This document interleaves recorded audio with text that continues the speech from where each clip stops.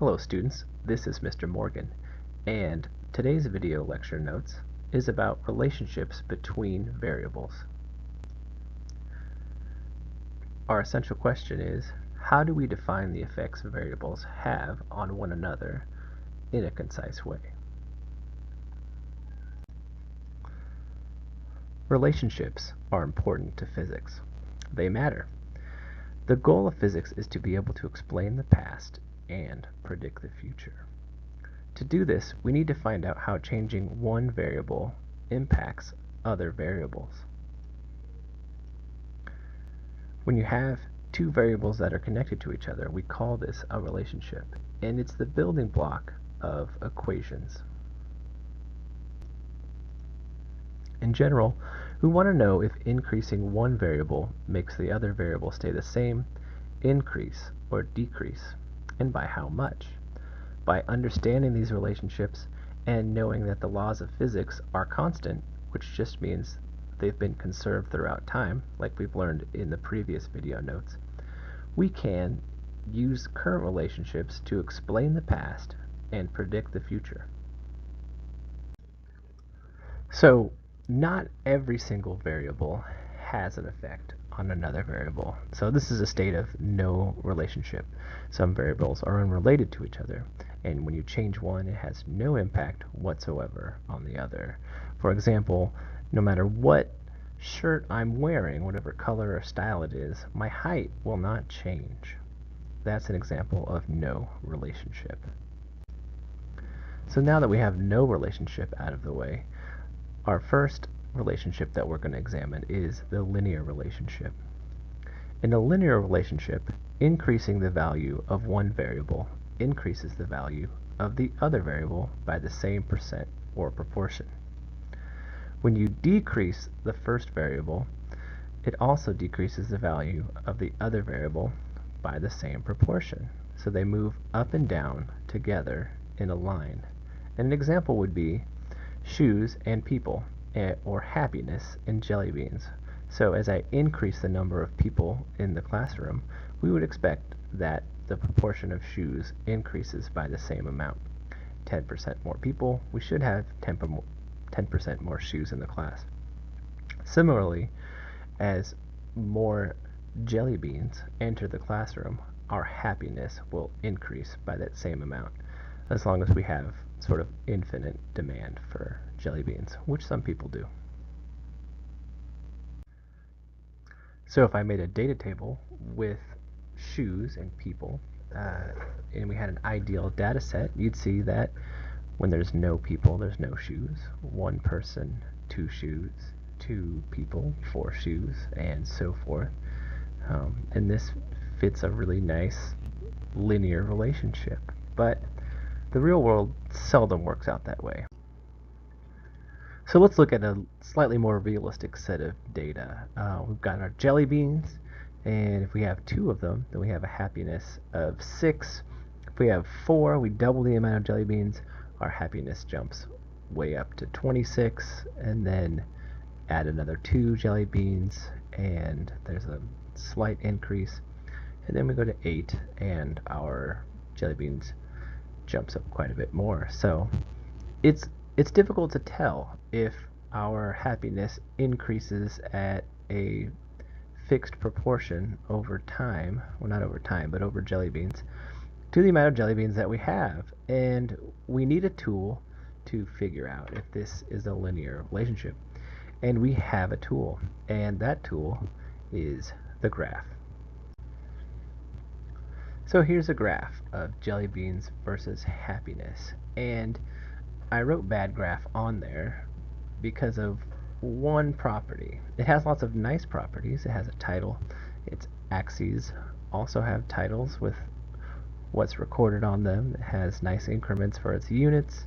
It has a good range that holds all the data. But what's fundamentally wrong about the graph are the lines that connect the dots. There's no data or information to support the idea of a strong linear physical set that connects these data points. So it represents information that's just not there. So what can we learn about happiness and jelly beans if we do a better graph?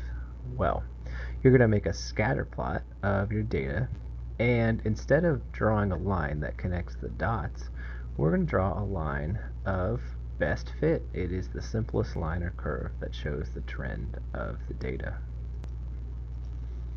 So here's our line. And if it's a straight line, then we have a linear relationship.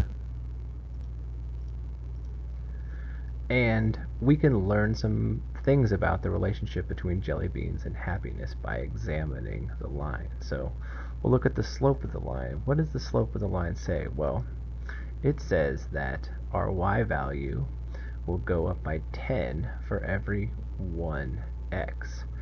So let's translate that into happiness, right? So we have happiness and we have jelly beans.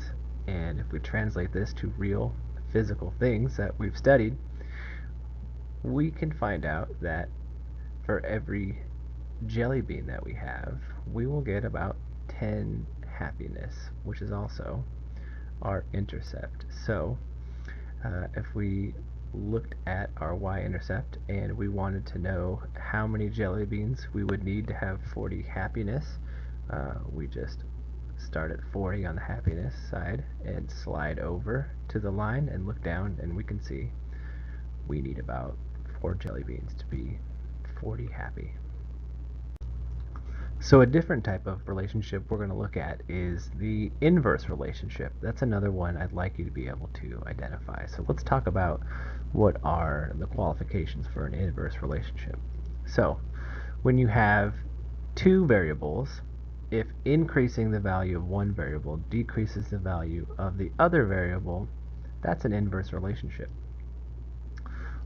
On the opposite side of things, decreasing the value of one variable increases the value of the other one. So whatever you do to one side, the opposite happens to the other side.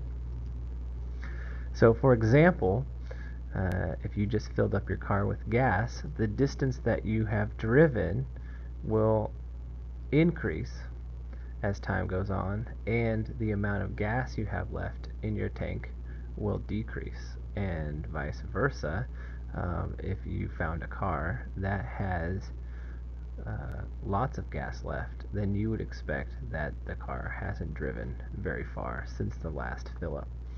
Or sort of like your phone, the more you use your phone, the less battery charge you have. The less you use the phone, the more battery charge you would expect to have. So let's talk about inverse relationships, ideal data. We've got massages on one side and stress on the other. So if I have 2 massages this week, my stress level would be at 100. But if I double that to 4, it would ideally cut my stress level in half compared to the 2 massages. And if you tripled the number of massages you got in 1 week, your stress level would be considered a third of what it would be if you had 2 massages, and so on and so forth. So we got 4 times as many massages, you'd have a quarter of the stress. So what does that look like on a graph? So here's the graphed inverse relationship data, the ideal graphed inverse relationship data. And we notice a couple of things about this graph. The best fit line in an inverse relationship will be obviously a curve. And what we can also see from this line is that when you double one variable, the other variable is cut in half. So if I go from, it looks like 4 massages to 8 massages, my stress level goes from 50 and then is cut in half to 25. There's also another interesting fact about inverse relationships when they're graphed, is that the lines don't intercept either axes. These are known as asymptotes. And what I want you to do is think about what that means in practicality, right, in the real physical world. And if you have a good idea of that, I want you to put it in your summary, which is where we're landing next. So here are some of the ideas that I'd like you to cover in your summary. Number 1, Make sure you discuss mathematical relationships and how they help explain the past and predict the future. And you should also cover what happens when two variables have no mathematical relationship.